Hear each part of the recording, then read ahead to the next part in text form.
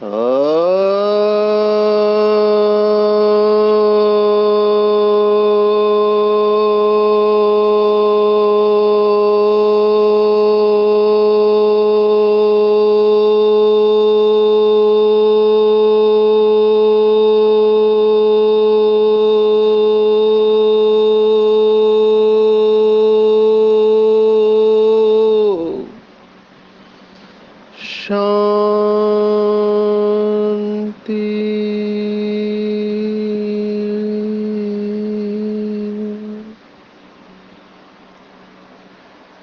आज 22 अक्टूबर 2022 भारत में शनिवार है। Today is 22nd October 2022 and it's Saturday in Bharat. आज की मुरली का जादुई रहस्य स्वयं को प्रेरणा देने के लिए magical secrets of today's Murli for motivating the self. सबसे पहले तो आज दिवाली के जो 5 दिन होते हैं उसका पहला दिन है जिसको वसु बारस कहते हैं। गाय की पूजा करते हैं, माना 12वां दिन है। उसके बाद कल होगा धन तेरस, 13वां दिन। फिर होता है 14वां दिन अमावस्या, नरक चतुर्थी होता है। उसके बाद होता है लक्ष्मी पूजन और उसके बाद होती है भैया दूज। तो ये 5 दिन का अपना महत्व है। दिवाली का आध्यात्मिक रहस्य अगर किसी को चाहिए तो वो हमें व्हाट्सअप कर सकते हैं। इसके ऊपर वीडियो रिकॉर्ड किया गया है। लौकिक लोगों की सेवा के लिए आप इसे भेज सकते हैं। आज बहुत सुंदर फीडबैक मिला। आज मॉर्निंग में अमेरिका में सैन फ्रांसिस्को का बाबा का अनुभूति रिट्रीट सेंटर है, तो उनके लिए चक्रा हीलिंग का सीरीज चल रहा है। बाबा की सेवा अलग अलग तरीके से हमारे विदेश के भाई बहनें करते हैं, उनकी भी कमाल है। ऐसे धरनी में बाबा के बच्चे निकल रहे हैं जहाँ का अभी का कल्चर ही अलग है। और अमेरिका तो बाबा कहता है कि जैसे स्वर्ग है, तो ऐसे धरनी पर बाबा का संदेश देना बहुत बड़ा काम ये कर रहे हैं। तो वहाँ पे मैसेज देने के अलग अलग तरीके ढूंढ के निकालते हैं। तो देखा लोगों को इसमें बहुत रुचि है, तो उसके द्वारा ही बाबा का ज्ञान कैसे दिया जा सकता है उसके ऊपर सीरीज चल रहे। तो 2 सेशन हुए, तो बहुत सारे लोगों ने फ़ोन किया, प्रश्न पूछे। तो इससे ये पता चलता है कि लोगों को इसमें इंटरेस्ट है और लोग सेल्फ हीलिंग करना चाहते हैं, अपने आप को ठीक करना चाहते हैं। तो हमारे पास तो ओरिजिनल ज्ञान है, स्वयं भगवान हमारे साथ है, तो हम क्यों नहीं बाबा की शक्ति को यथार्थ रूप में यूज़ करें। मुझे सबसे ज़्यादा खुशी ये होती है कि जैसे कभी सोचा नहीं था कि शास्त्रों के बारे में इतना स्टडी करेंगे, लेकिन जैसे कि ड्रामा ने फोर्स कर दिया। विशेष मैं आदरणीय जगदीश भाई को इसका क्रेडिट देता हूँ, क्योंकि उनके साथ ज्ञान की चर्चा करने के लिए वो समय देते थे इतना बिजी होने के बाद। और उन्होंने ये कहा कि गीता का भगवान अभी तक बाकी है। तो उनको पूछा तो उन्होंने कहा कि वैसे कठिन नहीं है, लेकिन इनकी मान्यताएं बहुत गाढ़ी होती है, कृष्ण के ऊपर बहुत प्यार है इनका, तो कठिन है। लेकिन बाबा ने जैसे कहा एक दिन तो सभी स्वीकार करेंगे कि हमारा बाबा आ गया करके, क्योंकि वो स्मृति के साथ उनको परम धाम में जाना है। और ये स्मृति लेकर सभी जाएंगे कि हम एक बाप की संतान है, आपस में आत्मिक रूप में भाई भाई है। ये स्मृति लेकर जाएंगे और उसी स्मृति के साथ वो नीचे उतरेंगे द्वापर के बाद में। तो ये कभी ना कभी होना है। It's a question of date and time. Drama plan अनुसार वो समय बहुत ही जल्द आएगा, ऐसे अंदर से फीलिंग आ रही है। आज की मुरली में अगर देखा जाए तो बाबा ने बहुत सारे अध्याय के श्लोक आए हैं आज की मुरली में। विशेष आज की मुरली में 11वां अध्याय है विश्व रूप दर्शन योग, जिसमें 55 श्लोक है। तो उसमें 8वां श्लोक और 7वां अध्याय है ज्ञान विज्ञान योग, उसके अंदर के 16-17वें श्लोक और 9वें और 18वें अध्याय का 34वां और क्रमशः 65वां श्लोक। ये सब श्लोक आज की मुरली में आए हैं, जिसका अर्थ बाबा ने बताया है। तो उसी के ऊपर से आज की मुरली की शुरुआत है। और बाबा कहता है कि बच्चे, तुम्हें दिव्य दृष्टि मिली है और तुम जानते हो कि ये दुनिया खत्म होनी है, इसलिए इससे ममत्व मिटा देना है, पूरा पूरा बलि चढ़ना है। अब ये सभी बातें बहुत सुंदर है जिसने भी निकाले। चारों पॉइंट्स कनेक्टेड है कि जब हमारी तीसरी आंख खुलती है, हम सब जानते हैं भारतवासी विशेष कि तीसरी आंख खुलते ही विनाश हो गया। तो तीसरा नेत्र किसका है? तो बाबा ने बताया ज्ञान का नेत्र दिया है। जैसे कल भी मुरली में कहा था कि बाबा ने ब्लेसिंग की है, तो बाबा की ब्लेसिंग है ज्ञान देना। तो ज्ञान के द्वारा हमारी आंखें खुली, जिसको अंग्रेजी शब्द है रियलाइजेशन। वैसे रियलाइजेशन का हिंदी अर्थ होता है महसूस करना, अनुभव करना, लेकिन रियलाइजेशन शब्द में भी दो शब्द आते हैं, रियल आइज। रियलाइजेशन में रियल आइज खुलती है, हमारी सच्चा सच्चा नेत्र हमें मिलता है। और यही बात भगवत गीता के 11वें अध्याय में आई हुई है। भगवत गीता का 11वां अध्याय हम सब जानते हैं। भगवत गीता का 11वां अध्याय है विश्व रूप दर्शन योग। तो इस 11वें अध्याय में बहुत सुंदर वर्णन किया है, पोएटिक वर्णन है, भगवान के विश्व रूप का वर्णन है। तब अर्जुन शुरुआत में कहता है कि मैं आपका वो रूप देखना चाहता हूँ। तब भगवान उवाच है 11वें अध्याय में 8वां श्लोक है, न तु माम शक्य से द्रष्टु मनैनेव स्वचक्षुषा। माना तुम अपने नेत्र के द्वारा मुझे नहीं देख सकते। दिव्यम ददामि ते चक्षु पश्य में योगम ऐश्वरम। माना इसके लिए मैं तुम्हें दिव्य दृष्टि देता हूँ ताकि तुम मेरे योग ऐश्वर्य को देखो। और उसके बाद बहुत ही विचित्र वर्णन आया है, डर सकते हैं आप ये वर्णन देखकर। तो 11वें अध्याय में ही 10वां श्लोक है, अनेक वक्त्र नयनम अनेका अद्भुत दर्शनम अनेक दिव्याभरणम दिव्यानेक, ऐसे वर्णन आता है आयुधम। तो अनेक वक्र नयनम माना मेरे बहुत मुख है, नेत्र है। अभी इसका भाव क्या है ये समझना चाहिए। ऐसा तो है नहीं। बाबा के बच्चे जितने भी पूरे विश्व में हैं, जिनके मुख के द्वारा ईश्वरीय ज्ञान दिया गया, वो बाबा के ही मुख हो गए तो अनेक मुख हो गए, अनेक नेत्र हो गए। क्योंकि बाबा ने कहा है जो बच्चे बाप की याद में निरंतर रहते हैं, या दूसरी भाषा में अव्यक्त महावाक्य है कि जिन्होंने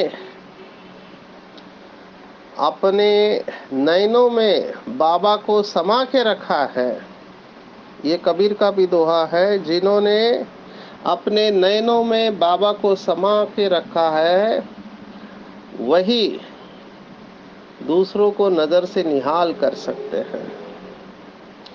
तो ये प्रैक्टिकल है 11वां अध्याय। तो बाबा कहता है मैंने तुमको दिव्य नेत्र दिया है और तुम्हें समझ में आ गया है कि पुरानी दुनिया खत्म होनी है। ब्रह्मा बाबा को भी वैराग्य इसी बात से आया। बाबा ने उनको दिव्य दृष्टि देकर ये साक्षात्कार कराया कि पुरानी दुनिया खत्म होनी है। तो उन्होंने पूरा अपना पैकअप किया बिजनेस। उनको वही हीरे जो उनकी लौकिक पत्नी यशोदा माता कहती थी कि बहुत हो गया, तो वो कहते थे और थोड़ा बिजनेस करना है। तो उनको वही हीरे पत्थर दिखाई देने लगे जब ये साक्षात्कार हुआ, क्योंकि उनको पता चला कि ये दुनिया खत्म होने वाली है और उनका ममत्व समाप्त हो गया और वो पूरी तरह से बलि चढ़ गए। तो ये ब्रह्मा बाबा के बच्चों, ब्रह्मा कुमार कुमारियों की कहानी है कि जिन बाबा के बच्चों के तीसरा नेत्र खुल गया, जिन्होंने अंदर से महसूस किया कि ये दुनिया गई की गई। अभी ये भी सभी नंबरवार महसूस करते हैं, क्योंकि जब तक अंदर से ये महसूस नहीं होता है कि जो भी आंखों से दिखाई देता है ये सब खत्म होने वाला है। अर्जुन का यही प्रॉब्लम था, हमने देखा। अर्जुन को मोह उत्पन्न हो गया कि ये मेरे काका चाचा मामा है और मैं इन्हें कैसे मारूं। इनको मारने से तो अच्छा है मैं भीख मांग कर जीऊंगा। लेकिन जैसे ही उसको ईश्वरीय ज्ञान मिलता गया, लास्ट में अर्जुन कहता है, जो अर्जुन पहले अध्याय में कहता है, न योत्से इति गोविंदम, न योत्से, मैं युद्ध नहीं करूंगा। वही अर्जुन 18वें अध्याय में कहता है, करिष्ये वचनम तव स्थितो अस्मि गत संदेह करिष्ये वचनम तव। ये नष्टमोह का श्लोक है, 18वें अध्याय में 73वां श्लोक है। तो इतना परिवर्तन कैसे हुआ? क्योंकि अर्जुन का ममत्व था, मोह था, वो मिट गया। तो जब तक ममत्व मिटता नहीं है तब तक ये सब समस्या है। तो ममत्व मिटाने का पूरा पुरुषार्थ है। जहां ममत्व होगा, या ममत्व संस्कृत शब्द है, ममत्व माना मेरापन होगा, तो बाबा ने कहा मेरा ही फेरा है, मेरा ही फेरा है। मेरा घर है, मेरी गाड़ी है, मेरा बंगला है, मेरा पति, मेरी पत्नी, मेरे बच्चे, मेरे रिश्तेदार। इतना ही नहीं मेरी विशेषता, ये सूक्ष्म मेरापन है। तो ये जो मेरापन है ये उड़ने नहीं देता है, ये आत्मा के पंख को काट देता है। बाबा ने कहा है मुरली में कि ये सब मेरापन एक मेरा बाबा में समा दो। जैसे दादियों ने किया, बाबा मम्मा ने किया, मेरा तो एक गिरधर गोपाल दूसरा न कोई, जो संत मीराबाई कहती थी, तो बाबा ने उसी शब्द को लेकर कहा, मेरे तो एक शिव बाबा दूसरा न कोई। जब ये अनन्य भाव आ जाता है, अनन्य भाव माना जिसका अन्य कोई नहीं शिव बाबा के सिवाय, ऐसा अनन्य भाव जब आ जाता है तब पूरा पूरा बलि चढ़ना कहते हैं उसको। उसके बिगर नहीं समझेंगे कि हम बलि चढ़े हैं। तो जो भी बाबा के बच्चे कहते हैं कि हमारा योग नहीं लगता, संस्कार नहीं बदलते, वो चेक करे कि मेरा अनन्य भाव है क्या नहीं। क्योंकि भक्ति मार्ग में भी गायन है कि जहाँ परमात्मा है और अर्जुन है, वहाँ संसार की कोई ताकत इन्हें हिला नहीं सकती। भगवत गीता का आखिरी श्लोक हमने कई बार देखा है, 700वां श्लोक है, यत्र योगेश्वरः कृष्ण यत्र पार्थो धनुर्धर तत्र शिरविजो। तो ये शिव और शक्ति का कॉम्बिनेशन है, ये बहुत डेडली कॉम्बिनेशन है माया के लिए। वहाँ माया ठहर भी नहीं सकती, परछाई भी नहीं आ सकती। जब ये कॉम्बिनेशन है या कंबाइंड स्टेज है, शिव और शक्ति जहाँ है वहाँ निर्भयता है, ऑटोमेटिक विजय है। विजय होगी या नहीं होगी, एक संकल्प स्वप्न में भी नहीं आ सकता है। तो पूरा पुरुषार्थ है ममत्व मिटाना, और ममत्व भी तभी मिटता है और पूरा तरह से हम बलि चढ़ती है जब हमारा तीसरा नेत्र खुला है। तो ये सब विघ्न तीसरा नेत्र न खुलने से आए हैं। जैसे किसी का नेत्र ठीक काम नहीं करता है, नज़र ठीक नहीं रखती है, तो धक्का खाना पड़ता है, गिर जाती है, चोट पहुंचती है। एग्जैक्टली यही बात होती है जब आत्मा का तीसरा नेत्र खुला हुआ नहीं रहता है, उसकी शक्ति नहीं रहती। और बाबा ने इसके ऊपर मुरली चलाई है कि माया को पता है, माया भी बहुत नॉलेजफुल है। माया को पता है कि ये भगवान के बच्चे, भगवान से शक्ति लेने का इनका आधार है, इनकी दिव्य बुद्धि या इसका तीसरा नेत्र। मैं आंखों के ऊपर ही इनके पट्टी बांधूं तो इनको समझ में नहीं आएगा, मैं इनको गांधारी और धृतराष्ट्र बना देती हूँ। तो माया भी हमको गांधारी और धृतराष्ट्र बना देते हैं, जिनके आंखों के ऊपर पट्टी बंधी हुई है। बहुत सुंदर बात महाभारत में लिखी हुई है कि युद्ध के पहले धृतराष्ट्र ने ज्योतिषियों को बुलाया कि युद्ध का परिणाम क्या होगा। तो ज्योतिषियों ने कहा कि महाराज अच्छी न्यूज़ नहीं है। तो उन्होंने कहा नहीं, मैं सुनना चाहता हूँ। तो उन्होंने कहा आपके सभी बच्चे इंक्लूडिंग दुर्योधन मारा जाने वाला है इस युद्ध में। तो इतना सुनने के बाद भी धृतराष्ट्र की आंख नहीं खुली। आप सोचो इसको क्या कहेंगे, आंख के ऊपर पट्टी बांधे हुए लोग हैं ये। हम बाबा के बच्चों को पता है कि बच्चे ये अंतिम जन्म है, सभी दुनिया अभी जाने वाली है, बेहद का विनाश होने वाला है, इसलिए जितना हो सके 20 नाखून का पुरुषार्थ करना है, सबसे महत्व निकाल देना है। समय, श्वास, संकल्प, तन मन धन कंटिन्यू सफल करना है, निरंतर योगी निरंतर सेवाधारी बनना है, नहीं तो अंत में पश्चाताप करना पड़ेगा। ये सब पता होते हुए भी नहीं हो रहा है तो फिर क्या कहेंगे। ऐसे बाबा के बच्चों को हम क्या कह सकते हैं। उनको गायन है धृतराष्ट्र और गांधारी, क्योंकि रिजल्ट पता है क्या होने वाला है। बाबा ने कितने मुरली में कहा हुआ है कि लास्ट में जब रिजल्ट आउट होगा तो बहुत दुख होगा। तो हमेशा जो अच्छे स्टूडेंट होते हैं, तो हम सब अच्छे स्टूडेंट की भांति लक्ष्य रखें कि मुझे बाप समान बनना ही है। बनेंगे नहीं बनेंगे नहीं, बनना ही है। इसलिए मुझे अपना टाइम, मनी और एनर्जी वेस्ट नहीं करना है। ये है दूसरी पॉइंट आज के मुरली के। बाबा ने बहुत बड़े बिलीफ सिस्टम के ऊपर अटैक किया हुआ है। मुझे लगता है बीके भाई बहनों को भी टफ होगा, लेकिन टफ उन्हों को होगा जिनका निश्चय कमजोर है। बाबा ने आज कहा कि जो अविनाशी बाप पर बुरा बलि चढ़ते हैं, उनकी निशानी है कि वो अपना पैसा आदि फालतू खर्च नहीं करेंगे। ये मुझे भगवान की बात बहुत अच्छी लगती है कि इकोनॉमी से चलेंगे। तो भक्ति मार्ग में विशेष आज दीपावली चालू हो रही है, तो बाबा ने कहा कितना बारूद जलाते हैं। अब ये अल्पकाल की खुशी है और उससे पोल्यूशन भी होता है, हम डॉक्टर्स जानते हैं। मैं तो मुंबई में रहता हूँ, और भी कई शहर है भारत में जहाँ पोल्यूशन बहुत होता है, दिल्ली है, कानपुर है। तो आप सोचो पहले से ही पॉल्यूशन है, उसके ऊपर पटाखे जलाते हैं। हमारे पास खास करके रेस्पिरेटरी ट्रैक के पेशेंट्स आते हैं, बच्चे हैं जिनको दमा की शिकायत है, अस्थमा है, बेचारे इतने डरे रहते कि डॉक्टर के पास बाहर ही रहते, घर पे नेबुलाइजर ला के रखते। अगर मेरा अस्थमा का अटैक प्रेसिपिटेट हो गया तो मैं क्या करूं, डरे हुए रहते। कितने लोगों को तकलीफ होती है।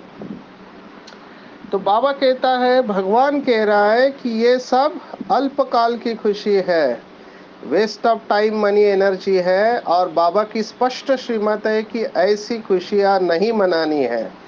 क्यों नहीं मनानी है? क्योंकि हम वनवास में हैं। तो अभी हमारे पास चॉइस है। मुझे पता नहीं कितने बाबा के बच्चे इसको फॉलो कर पाएंगे, लेकिन बाबा नहीं चाहता कि ऐसा अपना पैसा वेस्ट करे। इवन आज के मुरली में बाबा ने वो बात कही है जो भी छूने वाली है कि तुमको दीप जलाने की जरूरत नहीं है। एक्चुअली दीपावली दीप का पर्व है, तो इसमें दीप तो जलना चाहिए, लेकिन बाबा कहते हैं तुमको दीप भी जलाने की जरूरत नहीं है।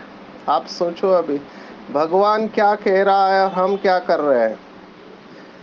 तो इट इज टफ, क्योंकि हम रहते हैं दुनिया में, है ना, रिश्तेदार हमारे पास आते हैं तो हम तो दीप जलाते ही हैं। लेकिन आज बाबा ने कहा कि तुमको दीप जलाने की भी जरूरत नहीं। चलो एक दो दीप जलाया मैं समझ सकता हूँ, हजारों में दीप जलाते हैं कई लोग, और कई लोगों के दिलों में पता नहीं क्या है कि लाख दीप जलाते हैं। अभी ये दीप जलाने से क्या होगा, किसका कल्याण होगा? डेफिनेटली कल्याण होता है ये दीप जलाने से। किसका होता है? जिसका तेल का बिजनेस है उसका कल्याण होता है, जिसके दिए बनाते हैं उनका कल्याण होता है।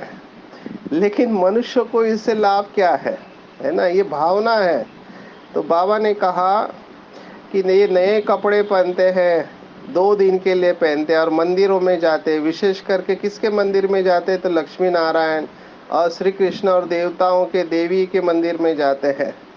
बाबा ने कहा यह अल्पकाल का है। दीपावली का राज हम जानते हैं। बाबा ने हमको बताया कि रावण जब मरता है पूरी तरह से, माना ये पुरानी दुनिया समाप्त हो जाती है, तभी दीपावली आती है, क्योंकि सतयुग में सभी के आत्म रूपी दीपक जले हुए रहते हैं। तो रावण को मरना ही सच्ची दीपावली है। बाकी ये नहीं कि ऐसे दिए नहीं जलाने चाहिए, लेकिन निमित्त मात्र, टू मच में नहीं जाना चाहिए। आप सोचो वही पैसा हम ईश्वरीय सेवा में लगाए तो हमारा पूरे कल्प का भाग्य बन सकता है। तो देखना चाहिए कि ये सब दिवाली के साथ, आजकल तो मार्केटिंग का ज़माना है, तो मार्केटिंग वाले तो छोड़ते ही नहीं है। मैं एडिक्शन के फील्ड में हूँ, तो मुझे पता है कि लोगों को कैसे पकड़ा जाता है। ये जो बिजनेसमैन होते हैं बहुत श्रूड बुद्धि वाले होते हैं। उनको पता है भारतवासी लोग इमोशनल है, इमोशनल बायर्स कहते हैं हम, या अंग्रेजी का और एक ऐसा शब्द है बहुत सुंदर है, इम्पल्सिव बायर्स कहते हैं। इम्पल्सिव माना वो सोचते नहीं है, वो अपने दिमाग का आगे का हिस्सा इस्तेमाल नहीं करते, प्रीफ्रंटल कॉर्टेक्स। ऐसे कई चैनल चलते रहते, दिवाली आ रही है, दिवाली आ रही है, तो बहुत सारे ऑफर होते हैं, धमाका होता है, तो ऐसी चीजें खरीदी जाती है जिसकी जरूरत नहीं है। ये मार्केटिंग वाले लोग इतने इंटेलिजेंट हैं कि लग्जरी के आइटम्स, माना आपको जरूरत नहीं है, लेकिन वो आपकी आवश्यकता बन के टीवी पर कंटिन्यूस एडवर्टाइज चली रहती है। आपके पास मेहमान आएंगे तो आप उनको क्या खिलाएंगे, मानो वो स्टेटस सिंबल बना देते हैं। क्या स्टेटस सिंबल है? तो कलर नया होना चाहिए, कपड़े नए होने चाहिए, मिठाइयाँ बननी चाहिए, है ना, या नया टीवी, नई कार, नया घर, नया मोबाइल, ये सब स्टेटस सिंबल बने हुए हैं। और ये इतना डीपली चला गया है कि अभी इससे बाहर निकलना बहुत मुश्किल है, क्योंकि परंपरा से चला आया है और डे बाय डे ये टफ होता जा रहा है। मैं इसके अगेंस्ट में नहीं हूँ। जिसके पास पैसा है वो ज़रूर इसको, ये सब चीज़ों में जा सकते हैं, लेकिन हर बच्चे को ज़रूरी नहीं है करना। जबकि बाबा कह रहा है कि बच्चे तुम वनवा में हो। बाबा ने तो आज ऐसी चैलेंज दी है, मुझे पता नहीं कौन सा बाबा का बच्चा ये चैलेंज स्वीकार करेगा। एक बच्चे को मैंने मधुबन में देखा है, बाकी तो मैंने पूरे अपने 28 साल के ईश्वरीय ज्ञान में किसी को नहीं देखा। बाबा ने आज चैलेंज दिया है कि 108 छत्ती का कपड़ा पहनना चाहिए। छत्ती समझते हैं, छोटे छोटे, लेकिन समझते हैं इससे हमारी इज्जत जाएगी। बाबा कहता है पूरा देह अभिमान समाप्त हो जाना चाहिए। तो भगवान क्या सोचता है और दुनिया वाले क्या सोचते हैं, तो I leave it to you. लेकिन मुझे इसमें बेसिक बात जो दिखाई दी कि फालतू मनी, टाइम और एनर्जी वेस्ट नहीं करना चाहिए। निमित्त मात्र दुनिया में जो रस्म रिवाज है उसको निभाने के लिए हमको ज़रूर चलना चाहिए, लेकिन टू मच इसमें नहीं जाना चाहिए। इस भाव को ले सकते हैं। और विशेष हम दिवाली का रहस्य सबको बताए, है ना। यहाँ पे चारों तरफ पॉजिटिव एनर्जी रहती है, उस पॉजिटिव एनर्जी को मेंटेन करें। और सच्चा इंडिपेंडेंट, आज बाबा ने फ्रीडम को भी याद किया है, क्योंकि गीत के साथ ये फ्रीडम जाता है कि तुम्हें पाके हमने जहाँ पा लिया, जमी तो जमी आसमां पा लिया। तो बाबा ने कहा फ्रीडम हमको मिलती है इंडिपेंडेंट राजाई। भले भारत अभी क्रिश्चियन से फ्रीड है, लेकिन इंडिपेंडेंट राजाई नहीं मिली है। तो बाबा चाहते हैं कि हम उस फ्रीडम को अनुभव करें, फ्रीडम को अनुभव करें। और फ्रीडम बहुत ऊंची अवस्था है। फ्रीडम माना ये नहीं कि हम अंग्रेजों से छूट गए भारतवासी। फ्रीडम माना कोई भी व्यक्ति और वस्तु मेरे अंदर बंधन उत्पन्न न करे, उससे फ्रीडम। तो सच्चा फ्रीडम है मुक्ति और जीवन मुक्ति। तो इसकी गहराई में जाए, इसके ऊपर चिंतन करें कि क्या मैं कांटे से फूल बना हूँ। बाबा ने आज ये 2 शब्द इस्तेमाल किए, कांटा और फूल। तो कांटा माना दुख देने वाले और फूल माना खुशबू देने वाले। मुझे बहुत अच्छी एक व्याख्या मिली, फूल के ऊपर से याद आया। उन्होंने क्षमा की व्याख्या बताई कि क्षमा किसे कहते हैं। तो जो फूल होता है खुशबू देने वाला, उसको तोड़ते हैं, उसका चूरा करते हैं और उसके बाद भी वो अपनी खुशबू देता है। माना कोई आपको उद्ध्वस्त कर देता है, नामो निशान आपका मिटा देता है, फिर भी आप अपना खुशबू देना नहीं छोड़ते हो, उसे कहते हैं क्षमा भाव। तो मैं ये 2-3 उदाहरण अपने सामने अवश्य रखता हूँ, जिससे मुझे मोटिवेशन मिलता है। एक तो अगरबत्ती का उदाहरण और दूसरा फूल का उदाहरण। और मेरे सामान भी मैंने बना लिए कि मैं भगवान के बगीचे का खुशबूदार फूल हूँ। भले लोग मुझे तोड़े, मारे, डांटे, जो भी करे, पर मैं अपनी खुशबू देना नहीं छोड़ूंगा, है ना। मैं अपनी खुशबू देना नहीं छोड़ूंगा। जैसे शिव बाबा को कई लोगों ने कितनी सारी गालियां दी, अपमान किया, लेकिन बाबा ने फिर भी बच्चों के ऊपर रहम करके बच्चों को वर्षे का अधिकारी बना दिया, है ना। स्वयं भगवान द्वारा हम स्वमानधारी बाबा के बच्चे हैं। दूसरा, मैं भगवान के घर की अगरबत्ती हूँ, जहाँ जाऊंगी अपनी खुशबू फैलाऊंगी। भले कितनी भी बदबू है, निगेटिविटी है, तो मुझे खुशबू फैलानी है। तो मैं कांटा नहीं बन सकती। कांटे दुख देते हैं। आज बाबा ने फिर से अंडरलाइन कराया, काम विकार।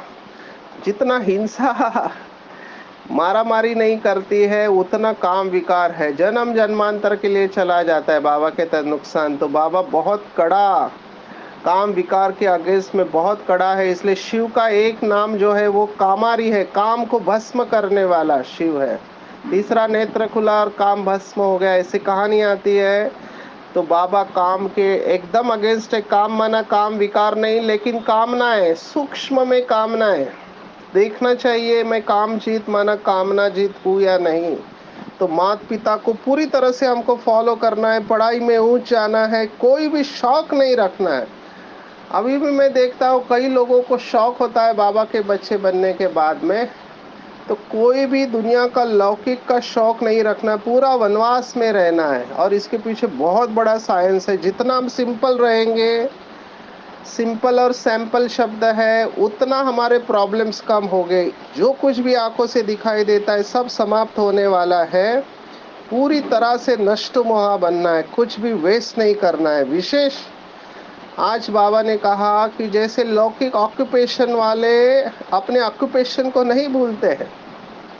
जैसे हम डॉक्टर हैं, हम कभी नहीं भूलते कि हम डॉक्टर है। इंजीनियर ये नहीं भूलते कि इंजीनियर है। ऐसे बाबा ने उदाहरण दिया कि पांडव गुप्त वेश में नौकरी कर रहे थे, लेकिन नशा विजय का था। ऐसे हम कोई भी नौकरी करे, भले गवर्नमेंट सर्वेंट है या कोई बिजनेस करते हैं, लेकिन हमारा ओरिजिनल ऑक्यूपेशन है विश्व कल्याणकारी। तो विश्व कल्याणकारी की स्मृति में रहे कि मैं विश्व कल्याणकारी आत्मा हूँ। तो इस स्मृति से हम ऑटोमेटिकली समर्थ ही आ जाएगी, शक्ति आ जाएगी, क्योंकि विश्व कल्याणकारी के अंदर ऑटोमेटिक सेवा भाव रहता है। तो जहाँ सेवा भाव है, देखो दो चीजें, एक सेवा और सेवा भाव। सेवा लोग करते हैं, लेकिन उसमें भाव होना बहुत जरूरी है। तो सेवा भाव का फल और बल दोनों मिलता है। फल भी मिलता है और बल भी मिलता है। तो हमारी सेवा भावना अनेक आत्माओं को शांति और शक्ति का फल देने वाली है। तो अपना टाइटल ध्यान रखे। मैं हमेशा 5 टाइटल का अभ्यास करता हूँ विश्व की स्टेज पर। पहले भी सुनाया है, रिवाइज करेंगे कि जैसे आज की मुरली में आया विश्व कल्याणकारी। और 4 टाइटल है। मैं विश्व कल्याणकारी, विश्व परिवर्तक, विश्व सेवाधारी, विश्वामित्र हूँ। तो ये विश्व के रक्षक है हम। तो ये 5 टाइटल हम लगातार रहे तो विश्व की सारी आत्माएं, मुझे याद आ रहा है अव्यक्त बाबा के महावाक्य कि जो विश्व के राज्य अधिकारी होंगे, उनके आंखों के सामने विश्व की सर्व आत्माएं हमेशा इमर्ज होगी। जैसे पहले अच्छे राजा होते थे, वो राज्य में रात को टहलते थे कि मेरे राज्य में किसी को कोई दुख तो नहीं है। तो बाबा यही बात कह रहा है कि विश्व की सर्व आत्माओं के ऊपर नजर घुमाओ। ये अभ्यास अमृत वेले नुमा शाम को विशेष कर सकते हैं कि विश्व की सर्व आत्माओं को बाबा की याद में नजर घुमानी है। और स्पेसिफिक करना है तो जैसे मैं करता हूँ, विश्व के 195 कंट्रीज का लोकेशन मैंने बाय हार्ट कर लिया। नॉर्थ अमेरिका में कितने, साउथ अमेरिका में, यूरोप में कितने, अफ्रीका में कितने, एशिया में कितने, ऑस्ट्रेलिया में कितने हैं, हर कंट्री के ऊपर जाके मैं प्रकाश देता हूँ तो बहुत खुशी होती है, क्योंकि विश्व कल्याणकारी है। तो सदा स्मृति में रखेंगे कि हम गॉडली स्टूडेंट हैं और सेवा के लिए है, तो माया हमारे पास आ नहीं सकती। माया दूर से ही नमस्कार करेगी। ऑन द कॉन्ट्ररी, माया हार खिलाने के बजाय हार पहनाने को आएगी, और माया स्वीकार करेगी कि तुम मेरे मालिक हो, मैं तुम्हारी दासी हूँ। तो ऐसे बाबा के बच्चे जो निरंतर विश्व की स्टेज पर रहते हैं, वो बाप समान माया जीत, प्रकृति जीत और कर्मेंद्रिय जीत सहज ही बन जाते हैं। अच्छा, ओम शांति।